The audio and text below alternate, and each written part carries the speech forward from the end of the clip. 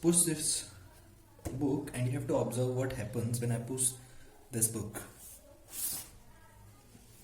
So again I'm doing. So as you can see, you will observe that when you push a book on table, it moves a certain distance and then stops on its own. I'm not putting any effort from other side, but it stops by its own. Similarly, when you roll a ball on floor, it rolls for some times and then it stops on its own.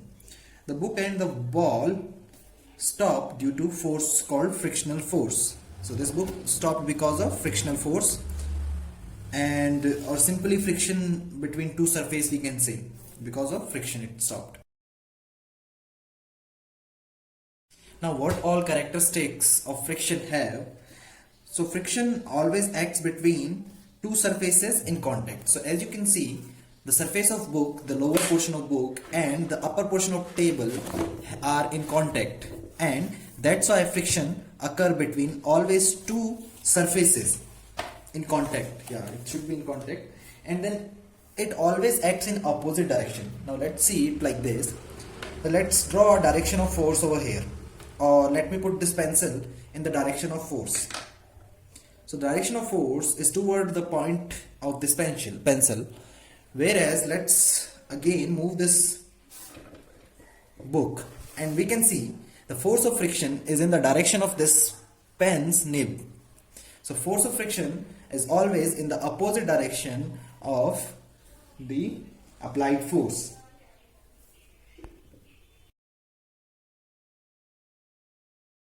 Now let's see what all are the causes of friction.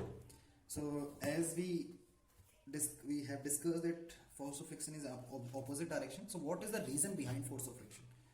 Now if I will show you this book from far, then you may see this surface very smooth. But when you will go on microscopic level, what does mean microscopic level mean?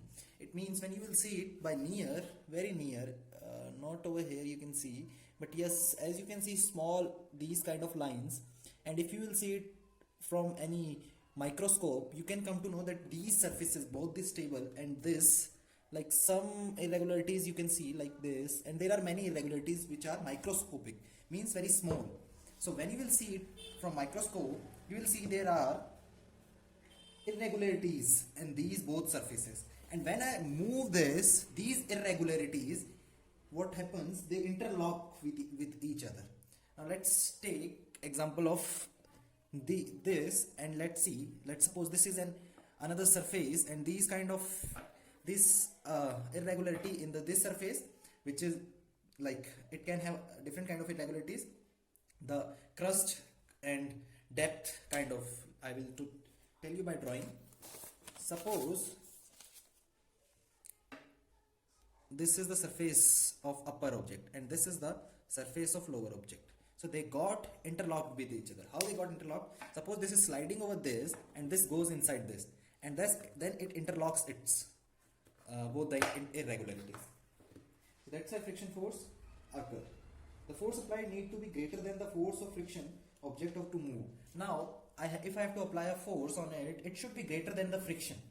If I am applying with some force, then the friction force, which is in this direction, in the nib of this pen's direction, should be more than this force which I am applying through my pen finger, this pencil's direction.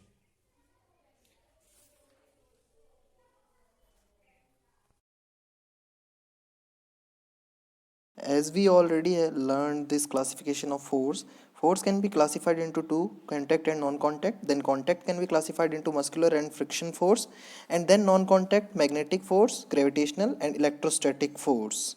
Now let's learn the further classification of friction force. Friction force can be further classified into three main categories.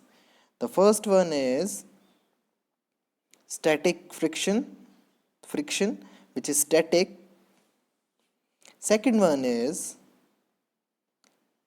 sliding friction. So as the name suggests, it's a friction of sliding. Third one is rolling friction.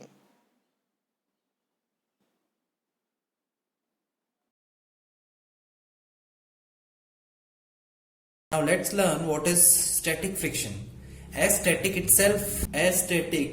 the name itself suggests, which is constant and never changes. Static means the thing which never changes. Now if I apply a force from this side, if I am applying the force from, let's take this side, and force applied from this side. Now you can see I am applying force from this side, but still the book is not moving. Book is static. So the friction between this and this surface and this book's surface, which resist the force and not let the book move, that is called static friction. Friction which resists the motion or which helps the object to be in static position is called static friction. The great thing about static friction that it is automatically adjustable. See, now I am applying force. If I will increase the force, I am increasing a little force, and the friction force, which is static friction force, is adjusting by itself, it's also increasing. Now observe now. After applying a little more force, what happened? So after applying a little more force, static friction ends. And what friction starts? That is called sliding friction. So the friction which occurs during sliding of any object is called sliding friction. Whereas, same like this, if something rolls on any surface, like this ball, it is called rolling friction. So this is called rolling friction. Now let's put all this friction in increasing order.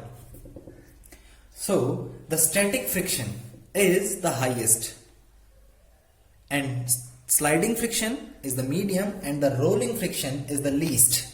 Why I am saying this? Suppose if something is already moving, let's say it's already moving, sliding, and I apply another force on it, so it will be easy to move it further.